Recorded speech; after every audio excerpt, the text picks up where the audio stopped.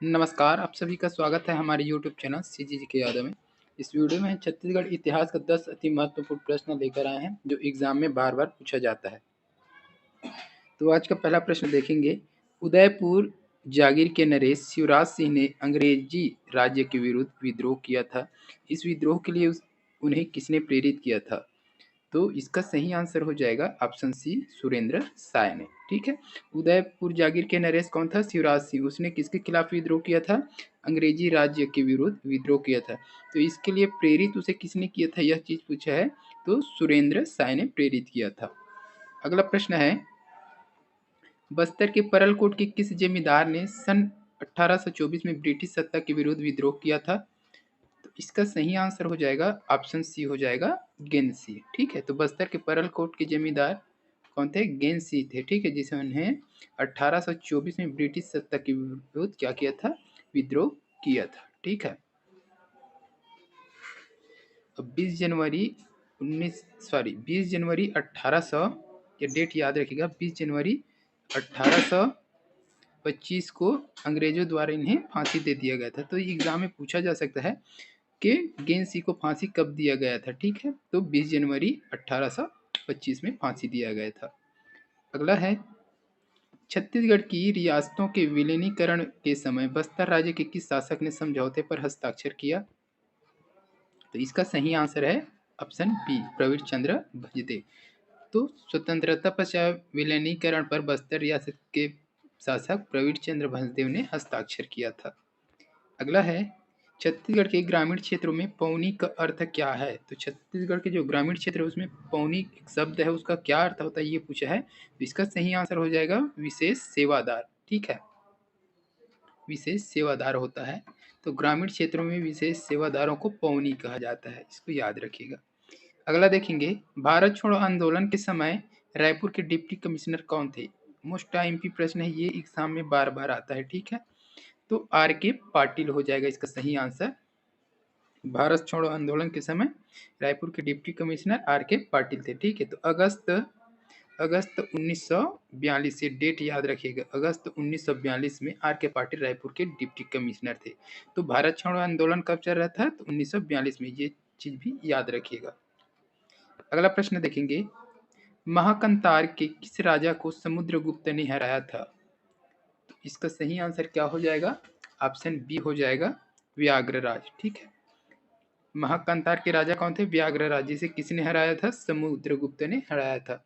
कब हराया था इसको भी पूछा जा सकता है। तो अपने दक्षिणापथ विजय के दौरान समुद्रगुप्त ने महाकंतार के जो शासक थे व्याघ्रराज और कौशल के शासक महेंद्र को पराजित किया था। तो व्याघ्रराज और महेंद्र को भी पराजित किया था।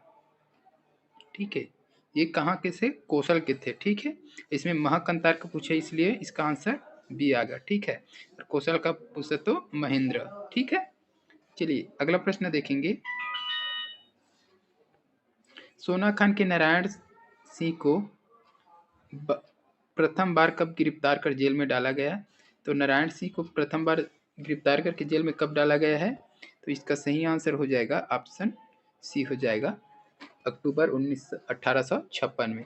तो 1856 के अकाल के दौरान क्या किया था? कसडोल में इन्होंने एक व्यापारी के गोदाम में अनाज लूटने का आरोप लगा था। ठीक है, तो उसी समय क्या किया था? 1856 में ही वीर नारायण सिंह को गिरफ्तार किया गया था। वे 10 महीने बाद वहां से फरार होने में कामयाब रहे।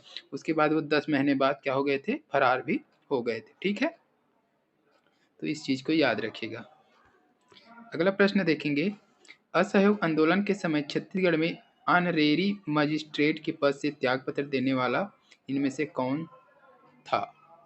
ठीक है, तो ऑनरेरी मजिस्ट्रेट के पद होता था उस समय, उससे त्यागपत्र देने वाला कौन था? तो इसका सही आंसर हो जाएगा ऑप्शन ए हो जाएगा, काजी शमशेर खान। ठीक है, तो असहयोग आंदोलन के दौरान काजी शमशेर खान ने छत्तीसगढ़ से ऑनरेरी मजिस्ट्रेट के पद से त्यागपत्र दिया था। अगला प्रश्न है, श्री लक्ष्मण देव राय द्वारा निर्माण कराया गया है। तो श्री लक्ष्मण देव राय द्वारा किसका निर्माण कराया गया है? तो इसका ए ऑप्शन सही हो जाएगा, भोरम देव। श्री लक्ष्मण देव राय किस वंश के हैं? तो फणिनाग वंश के हैं, इसको भी याद रखिएगा। ठीक है, उस समय शासक किसका था? तो गोपाल देव का शासक था, ठीक है, गोपाल देव का शासक था। उसी समय लक्ष्मण देव राय ने घोरमदेव मंदिर का निर्माण कराया था, ठीक है। इस कौन सी सदी का इसको भी पूछा जाता है, तो 11वीं सदी, इसको याद रखिएगा, 11वीं शताब्दी, ठीक है। अगला प्रश्न देखेंगे और इस वीडियो का लास्ट प्रश्न है, बाबू रेवाराम कहाँ के निवासी थे। मोस्ट टाइम की प्रश्न, बाबू रेवाराम से संबंधित एक न एक प्रश्न आता है, तो इससे रिलेटेड जो भी जानकारी है वो सारे चीज को आपको पढ़ना है, ठीक है, क्योंकि इससे रिलेटेड एक न एक प्रश्न अक्सर पूछा जाता है। तो इसका सही आंसर क्या हो जाएगा, ऑप्शन बी हो जाएगा, रतनपुर।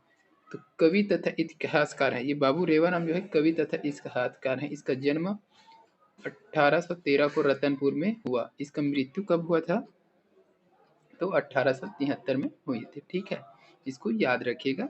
तो इस वीडियो में बस इतना ही। अगर वीडियो अच्छी लगी हो तो लाइक कीजिएगा, शेयर कीजिएगा। इसी प्रकार की वीडियो के लिए चैनल में बने रहिए।